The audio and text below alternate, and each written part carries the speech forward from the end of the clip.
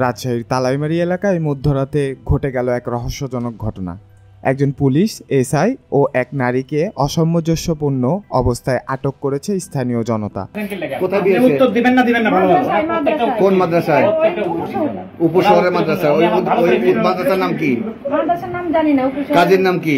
ঘটনাটি মুহূর্তে সামাজিক মাধ্যমে ছড়িয়ে পড়ে তীব্র আলোচনার জন্ম দেয়। ঘটনার পিছনে কি আছে, প্রশাসনের অবস্থান কি, জানুন জিবিসি বাংলা নিউজের বিশেষ প্রতিবেদন। দর্শক, ঘটনাটি ঘটে রাজশাহী নগরীর তালাইমারী এলাকায়। গভীর রাতে একটি বাড়ির সামনে স্থানীয়দের সন্দেহজনকভাবে কিছু আওয়াজ শুনে এগিয়ে আসেন। সেখান থেকেই তারা দেখতে পান একজন নারী ও একজন পুরুষ পুলিশ সদস্য একটি ঘরের ভেতরে অবস্থান করেছেন, যেটি স্থানীয়দের কাছে অস্বাভাবিক মনে হয়।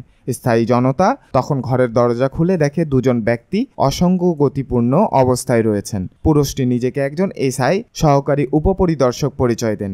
নারীটির পরিচয় সম্পূর্ণ স্পষ্ট না হলেও স্থানীয়দের দাবি তিনি কোনো সরকারি কর্মকর্তা নন।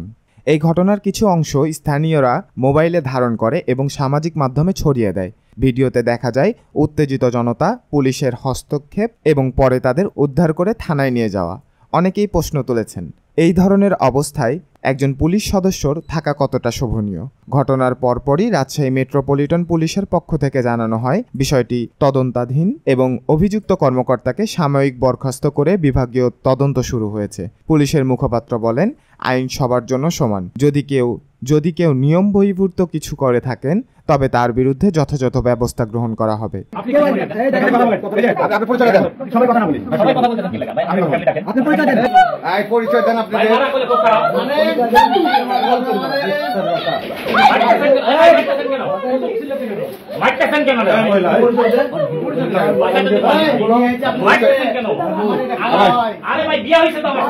ভালো কথা, ভালো কথা বলা হচ্ছে।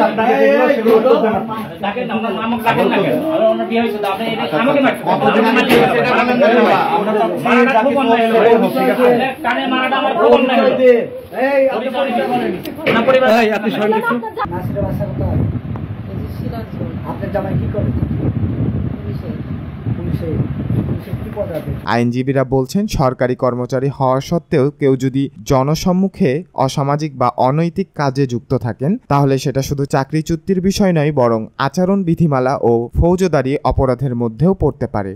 তবে বিষয়টি নিয়ে চূড়ান্ত সিদ্ধান্ত তদন্ত সাপেক্ষে নেওয়া হবে বলেই প্রশাসনের পক্ষ থেকে জানানো হয়েছে। এখন ঘটনার প্রশাসনের দ্রুত পদক্ষেপ গ্রহণই হতে পারে জন আস্থা রক্ষার প্রধান উপায়। দোষী যদি থাকে তাকে শাস্তি দিতে হবে, নিরপরাধ হলে তাও পরিষ্কার করতে হবে। ঘটনার পরিপূর্ণতা তদন্ত শেষে পুরো সত্য ঘটনাটি উদ্ঘাটিত হবে বলেই আমরা আশা করছি। আপনার মতামত আমাদের জানাতে ভুলবেন না। এই ধরনের সংবাদ পেতে সাবস্ক্রাইব করুন জিবিসি বাংলা নিউজ।